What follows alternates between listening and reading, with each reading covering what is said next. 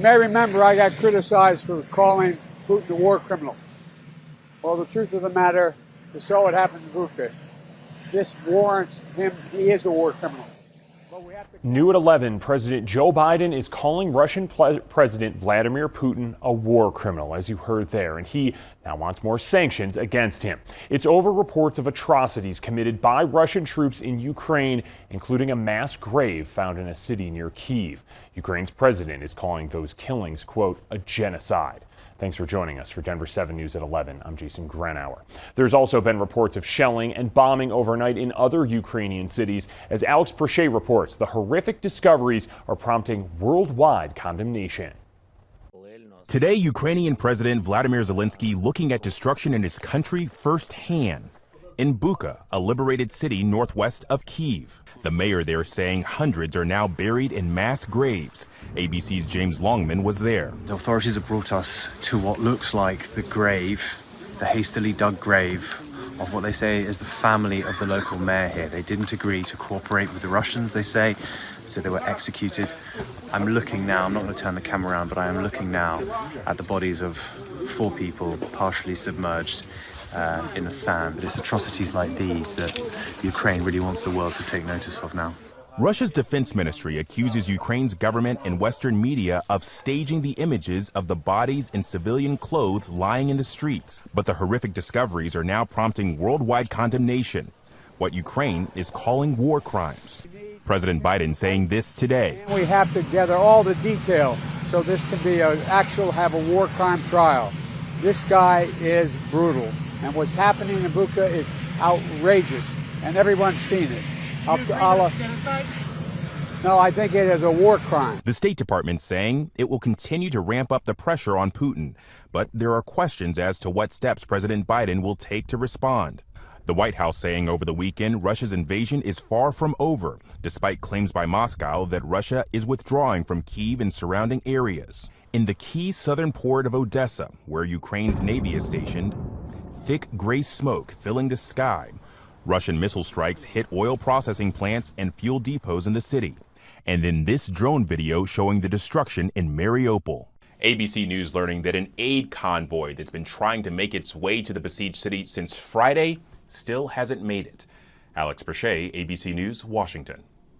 And countries are taking action against Russia. The U.S. will ask the UN to suspend that country from the Human Rights Council. The U.S. ambassador to the UN says she will bring it up to the Security Council tomorrow while addressing Russia's actions. Meanwhile, the EU and Ukraine will investigate the war crime claims. The EU says a global response is necessary, and they will send teams to Ukraine to meet with authorities. In other news at 11, police are looking for these 2 missing girls from Wyoming. They were last seen with their mother, who does not have custody. Police think their mother, Alexis Roth, is traveling through Colorado with the girls on her way to Texas. She's believed to be driving a 2009 white Dodge van. Aurora wants to use a new alert system designed to warn people of an emergency faster. The city will talk about that system at a meeting tonight. It's called the Integrated Public Alert and Warning System, or IPAWS. A similar system was used to push out evacuation notices near the Boulder NCAR fire 2 weeks ago. Unlike Aurora's current alert system, you don't have to opt in. Dispatchers can send out the alert based on proximity to certain cell towers. A Denver man is suing a towing company saying they wrongly took his car. Clayton Hammock tells us that he was out with friends at Charlie's on Colfax. He says he parked in an area for customers. When he left, his car was gone and it had been towed by Elite Towing. He went to the tow company with proof he was a customer at the bar. He says it didn't matter, and Elite Towing called the police. When the police arrived, I was thinking that they would be helpful, and they again just said the same thing, that it's a civil matter, and if the car was towed illegally, that I would have to sue. Hammock filed a lawsuit in small claims court after paying more than $350 to Elite Towing. When he asked why his car was towed, Elite Towing only responded by saying they don't tow cars that shouldn't be towed. When Denver 7 reached out to the tow company ourselves, we were told managers weren't in the office and they couldn't provide comment. Well, the Colorado State Patrol, other law enforcement agencies, and CDOT want to make sure you're wearing a seatbelt in a car. Today starts the Click It or Ticket campaign. CDOT says more than 230 people who weren't wearing a seatbelt died on Colorado roads last year. That's a 12% increase from 2020. Seatbelts are a secondary violation in Colorado for adults, meaning police have to pull you over for something else first, but you could get a $65 fine for not wearing a seatbelt. Governor Jared Polis will sign a bill into law this afternoon that protects reproductive health care decisions for Coloradans. The Reproductive Health Equity Act passed the legislature earlier this month. Now, the bill guarantees a person's right to use or not use contraception. It affirms abortions are legal in the state, and it prohibits state and local entities from denying, interfering with, or discriminating against someone who has had an abortion.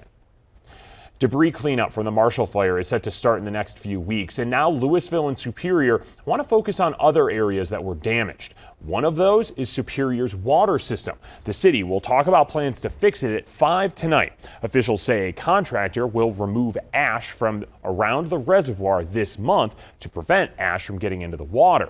The city is also looking at a system to remove smoky taste and smell from the water. And in Louisville tomorrow, the city will discuss letting people who are rebuilding use the 2018 International Energy Conservation Codes, or building codes, instead of those new ones that were created in 2021. People have said, and we've reported on, those new codes would make rebuilding too expensive. When you want to help others, it's a good idea to stick to what you know best. Russell Haythorne introduces us to a Denver 7 everyday hero who marches to the beat of his own drum. And he's making a difference for kids and people impacted by the Marshall Fire. Believe it or not, this is a standard Thursday night at Tim Elliott's house. It's rehearsal night for the ZZ Top tribute band El Loco Fandango. Tim has been the band's drummer for about a year. They look so much like Dusty and Frank. As soon as they mentioned it to me, I said, oh, count me in. Tim's love of music and drumming is as legendary as his community involvement. Tim founded the nonprofit Drumming Up Hope after being inspired by a benefit for St. Jude Children's Research Hospital. I got this idea that we were going to have a drumathon, and we went for 24 hours the first time. And I got about 50 drummers to come and play. In Tim's first 3 drumathons, he raised $25,000 for St. Jude's. Since then, he has drummed up hope for countless others in need. We like to be able to use our gift for something more than just our own satisfaction, you know. That we he talks about includes his bandmates, Don and Mike. It's really nice to be able, you know, to give back, like Tim was saying, to give of your talents to help out other people. I feel as though I've been really blessed in life with my opportunities as an artist and a musician, and so I'm just kind of paying it back. They've even lent their voices to Tim's latest venture, Marshall Stock. We're going to raise money for families of first responders who are out helping people while their houses burn down. There have been 5 Marshall Stock concerts so far, each featuring a handful of local bands personally recruited by Tim. To be able to help him out or do whatever I can do to provide access to my services and my talents. It's been a good opportunity. It's been fun. It's something that we can really sink our teeth into and just do the very best that we can. It's great to be able to lend a gift to a great cause. Obviously, we're here because of the, charity event that you're having this weekend, but we're also here because of all the good work that you do in our community. And so, on behalf of Denver 7 and American Financing, we'd like to make you our newest 7 Everyday Hero. Oh my goodness. Yeah, brother. I am extremely honored to be a member of this community. So thank you very much. That's just so great. And Tim tells us the 6th concert in the Marshall Stock series is coming up. He's also planning another drumathon for this summer. You can find all the dates over on thedenverchannel.com. Well, off-season workout programs begin today for the Broncos. Denver and a few other teams with new coaches can start their programs 2 weeks before teams with returning head coaches. So a little bit of a head start, I guess. Quarterback Russell Wilson, though, has already been practicing with wide receivers and tight ends. The Denver Nuggets are finding their groove in preparation for the NBA playoffs. They moved back into the 5th spot in the West after beating the Lakers yesterday right here on Denver 7, 129-118.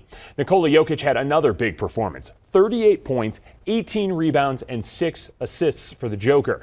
The Nuggets have won 4 of their last 5 and have a franchise record 25 wins on the road.